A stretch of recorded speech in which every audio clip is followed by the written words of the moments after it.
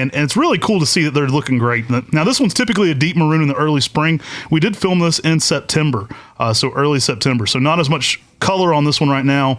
It will be more of a deep maroon going to a bold red in the fall typically. Now, many of the staff here at the Biltmore Gardens are actually customers of ours at MrMaple, and they do a good job of taking care of these ancient trees that are really just, icons when it comes to... It's almost like heirloom trees. Yeah, exactly. I mean, they're pieces of history. We've got a guy here who is the father of modern landscaping who has planted Japanese maples. I mean, that's just a piece of history, and it just continues to grow and be beautiful, and they do a great job of going in and taking care of each and every individual tree. I love when people tell me that they think a Japanese maple might not match the style of their home. Well, I'm like, well, it matched the Biltmore house, like a French chateau style. Like I don't know if that would match the aesthetic I'm going for. It's like, well, it matched the Biltmore house. So there's that.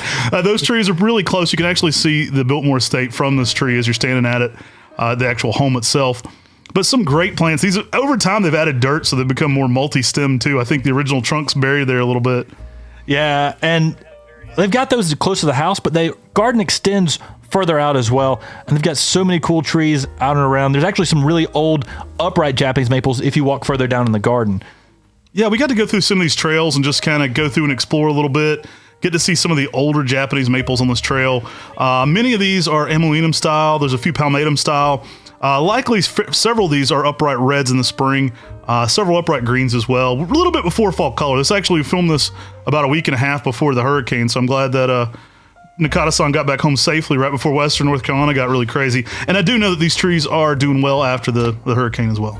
Yeah, just so many beautiful older trees through here. And